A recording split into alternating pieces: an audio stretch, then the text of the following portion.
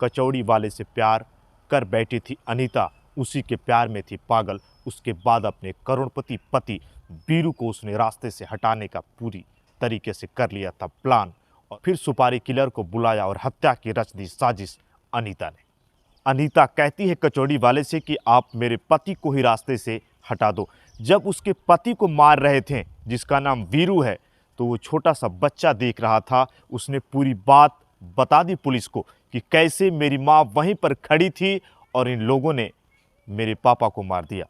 नमस्कार दोस्तों, मैं आप सबका सुशील तिवारी। आखिर कचौड़ी वाले से वो प्यार कर बैठती है, कब ऐसा हुआ? जो पति जिसका बहुत बड़ा व्यापार था, करोड़ों में वे खेल रहा था, उसकी पत्नी ने क्यों छोड़ दिया उसको? और फिर वो प्लान बनाती है अपने ही पति को रास्ते से हटा देने की। दोस्तों, ये घटना मैं आपको बता रहा हूँ राजस्थान की। राजस्थान के पास पड़ता है, वहीं पर एक जगह है अलवर खैरेली, और वहीं पर वीरू और अनीता साथ रहते थे। वीरू जिसकी मौत हुई है, उसकी बहुत बड़ी प्रॉपर्टी थी और बहुत सारा उसका बिजनेस था जिसे वो करता था। लेकिन दोनों में एक बातें सबसे खास थी।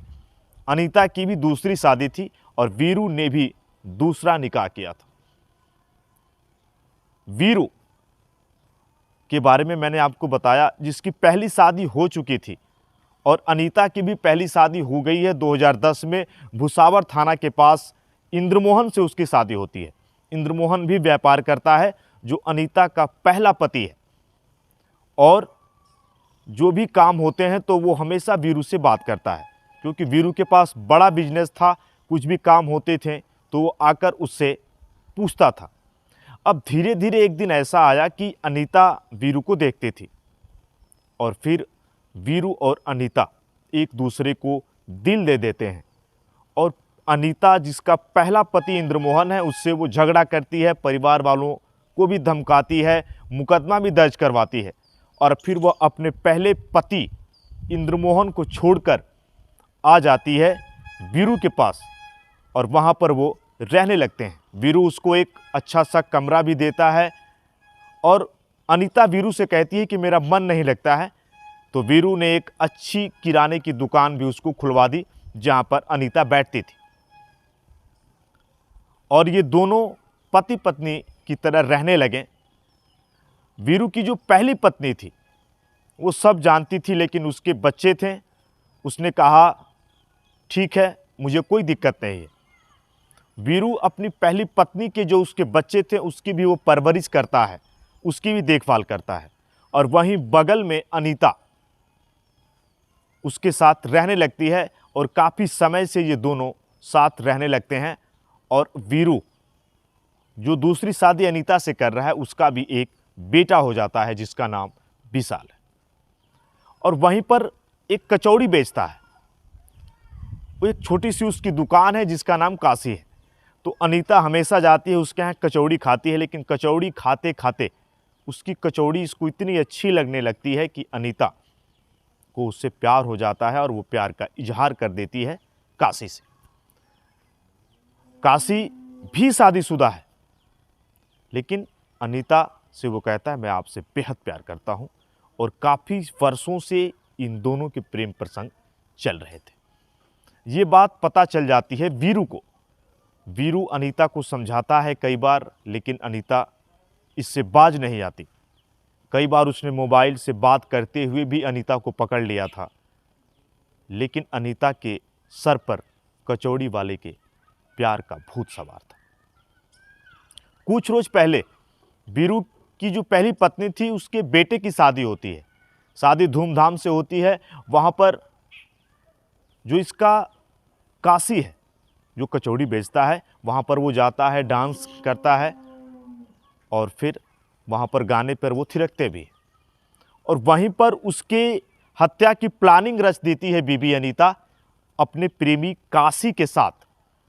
लेकिन वीरू को इसकी भनक भी नहीं है कि उसकी पत्नी उसे ही मारने का प्लान बना रही। प्लान बना लेते हैं, 4 लोग को वो इकट्ठा करते हैं। वो बात करती है, जिसमें फिर वो कहते हैं इस हत्या को अंजाम कैसे दिया जाएगा। पूरी बात बताती है। अनीता कहती है जब रात को वो घर आएगा तो मैं दरवाज़ा खुला रखूँगी, तुम अंदर आ जाना, और जब वो सो जाएगा तब तकिए से उसके चेहरे पर तुम लोग ज़ोर से दबाना, कुछ लोग पैर पकड़ लेना और उसकी मौत हो जाएगी। सुपारी किलर से ये कहती है। और फिर सुपारी किलर जो कि ब्रिजेश है, सुपारी किलर आते हैं रात को, और वो जो बच्चा उसका छोटा है विशाल, वो उससे कहती है कि तुम बेटा खाना खा लो और तुम जल्दी सो जाओ क्योंकि तुम सुबह देर से जगते हो। बेटे को वो सुलाना चाहती है। वो समझती है कि बेटा सो गया है, लेकिन बेटा सोया नहीं है। बेटा बगल में सब कुछ देख रहा था। तभी अचानक दरवाज़ा कोई खटखटाता है और अंदर आता है। बेटा पुलिस से बताता है कि जब मैंने देखा तो काशी अंकल थे, जो कि हमेशा जब पापा नहीं रहते थे तो मम्मी के पास आया करते थे। काशी अंकल के साथ कुछ लोग थे, पापा सोए हुए थे, और फिर वो अचानक आते हैं और तकिए से वीरू के चेहरे पर वहीं पर वो दबाते हैं। कुछ लोग पैर पकड़ते हैं और वीरू छटपटाता है। वो बच्चा देख रहा है कि मेरे पिता की मौत हो रही है। माँ वहीं पर खड़ी होकर हंस रही है। बेटा जब चिल्लाता है तो फिर काशी आता है, उसको गोद में ले लेता है और कहता है कि अगर तुमने किसी को बताया तो फिर अच्छा नहीं होगा। वो छोटे से बच्चे को डराता है, धमकाता है। फिर बेटा चुप हो जाता है और उसकी मौत हो जाती है। अब जब सुबह होती है, जगती है अनीता, एकाएक देखती है, नाटक भी करती है वो कि कैसा हो गया, मेरा पति बेहोश हो गया। फिर वो अपनी पहली, जो उसकी वीरू की जो पहली पत्नी है, वो उससे जाके ये पूरी घटना बताती है कि मेरे पति सोए हुए हैं, जरा देखिए। फिर वो आती है, लोग उसको अस्पताल लेके जाते हैं, लेकिन वहाँ पर अस्पताल जब लोग लेकर जाते हैं तो वहाँ पर डॉक्टर कहता है कि इनकी मौत हो गई। और वहाँ पर भी उसका प्रेमी काशी खड़ा है, जिसने वीरू को मौत के घाट उतारा था। अब लोग वहाँ पर चर्चा करते हैं कि वीरू की मौत हो चुकी है। अनीता रोने का पूरा नाटक, पूरा ड्रामा कर रही है। अब इसका पोस्टमार्टम हो जाएगा, इसकी मौत हो चुकी है। अगर मौत कैसे हुई है ये भी बात सामने आ जाएगी। लेकिन काशी ये बता रहा है कि अरे जब मौत हो गई है तो पोस्टमार्टम की क्या ज़रूरत है, लोग लेके जाएंगे, वहाँ पर शरीर फाड़ते हैं, हम क्यों ना डेड बॉडी को जला देंगे। लेकिन वीरू के कुछ भाई हैं, वो कहते नहीं, पोस्टमार्टम होगा। पोस्टमार्टम होता है और वहाँ पर ये खुलासा होता है कि वीरू की मौत दम घुटने से हुई है, वीरू को मारा गया है। अब ये बड़ा सवाल था कि आखिर वीरू को मारा किसने, कौन गया था। अब वीरू का एक भाई है, उसको काफी समय से शक था अनीता पर, जिसका नाम गब्बर है। वो पुलिस के पास जाता है और वो कहता है कि मुझको अनीता पर ही शक है।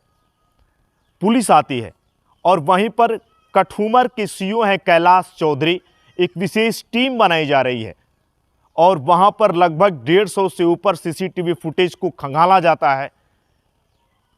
वहां पर पुलिस को जब शक है, अनीता से बातचीत की तो अनीता पुलिस को बहकाने का प्रयास करती है। फिर पुलिस फ़ोन नंबर खंगालने का प्रयास करती है, वहां से डंप डाटा को पुलिस खंगालने का प्रयास करती है, सीडीआर को भी पुलिस निकालती है। उसके बाद अनीता और काशी के बीच जो बातचीत हुई है, कई बार इन दोनों के बीच घंटों बातचीत होती है। पुलिस को ये शक है कि हो सकता है इन्हीं लोगों ने इसे मारा होगा। जब पुलिस सख्ती से पेश आती है तो अनीता पूरा सच उगल देती है, लेकिन उससे पहले विशाल, जो छोटा सा बच्चा है, वो पूरी घटना पुलिस को बता देता है कि मम्मी ने ही पापा को मरवाया है। काशी अंकल रात को आए थे, साथ में कुछ और लोग थे, इन्होंने पापा को मार दिया और पापा की मौत हो गई। जब पुलिस पूछती है तो फिर अनीता पुलिस के सामने ये बयान देती है, फफक कर रो पड़ती है कि मैंने ही अपने पति वीरू को मारा है, क्योंकि ये रास्ते का कांटा बन चुका था और काशी से मिलने नहीं दे रहा था। कई बार इसको हमने मारने का प्रयास किया लेकिन हम सफल नहीं हुए, अतः हमने एक ऐसी प्लानिंग की और अनीता ने ही अपने पति की 2 लाख की सुपारी दी थी। और जब वीरू मर जाता है, उसके तकिए के नीचे कुछ पैसे हैं, उस पैसे को भी वो सुपारी किलर को दे देती है। काशी को पुलिस ने पकड़ लिया है, साथ ही ब्रिजेश को भी, जो सुपारी किलर है, पुलिस उसको गिरफ्तार करती है। लेकिन घटना को कैसे इन्होंने अंजाम दिया। और दोस्तों, एक और मैं बात बताऊं, जब वीरू की मौत हुई है तो शमशान घाट से लेके अस्पताल तक काशी, जो प्रेमी है अनीता का, वो साथ ही था। हर घटना के साथ वहां पर वो मौजूद था ताकि किसी को शक न हो। लेकिन पुलिस पकड़ लेती है। साथ ही जो और किलर थे, उनमें विष्णु, नवीन और चेतन फरार चल रहे हैं। लेकिन पुलिस ने यह कहा है कि जल्द से जल्द उनको भी गिरफ्तार कर लिया जाएगा। लेकिन अनीता ने कई जिंदगियों को बर्बाद किया। सबसे पहले वो विवाह करती इंद्रमोहन से, इंद्रमोहन को वो छोड़ती है, उसके भी बच्चे हैं। उसके बाद वीरू को अपने प्यार में फंसाती है। वीरू की पत्नी को भी वो छुड़वा दे रही है। इधर काशी से भी वो प्रेम कर रही है। काशी की भी शादी हो चुकी है, उसके भी बच्चे हैं। लेकिन अनीता ने जिस तरीके से ये कांड किया, एक बार फिर ये चर्चाएं जोरों पर हैं कि सोनम रघुवंशी पार्ट 2 इसने कर दिया। अभी अनीता को पुलिस गिरफ्तार करके पूछताछ कर रही है। लेकिन बड़ा सवाल है कि हर दिन एक ऐसी कहानियां, मेरे वीडियो को दिखाने का ये मतलब नहीं मैं आपको परेशान करूं, लेकिन कभी भी कुछ भी ऐसा ना करें जिससे आप कठिनाई में हो। क्योंकि अगर आप जुर्म करते हैं तो पुलिस कर लेती है आपको गिरफ्तार और आपको लेके जाती है सलाखों के पीछे। अतः घर पे रहें, सुरक्षित रहें, अपना और अपनों का ख्याल करें। मिलेंगे फिर एक बार किसी और वीडियो में। तब तक के लिए जय हिंद।